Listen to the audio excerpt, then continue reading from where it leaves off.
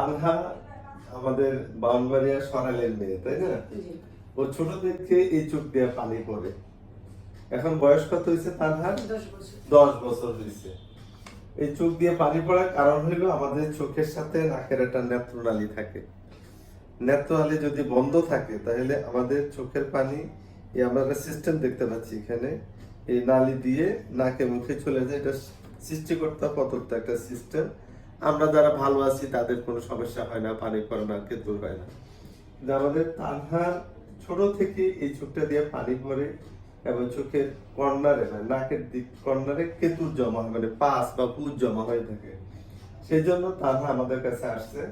আমরা তানহার পরীক্ষা নিরীক্ষা করে ওর দেখলাম যে ওর নেত্রনালী এখানে বন্ধ, এই জায়গায় বন্ধ হয়ে গেছে। এই জন্য চোখের পানিটা নাকে মুখে যেতে পারে না, এদিক দিয়ে চোখের মধ্যে পানিটা ব্যাক করে চলে আসে।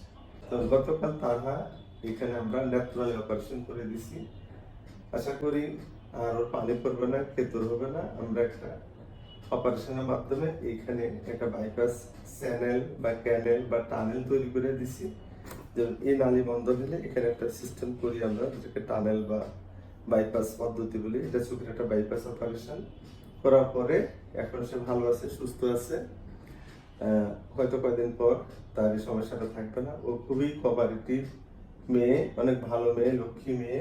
সাধারণত এই বয়সে আমরা অজ্ঞান করে অপারেশন করি, কিন্তু ওর সহযোগিতা, ধৈর্য অনেক বেশি, অনেক সাহসী মেয়ে। আমরা অনেক সাহস দিয়েছে, এই জন্য আমরা এখানে একটু অবশ্য করে ওর অপারেশন আমরা গতকাল সম্পন্ন করছি।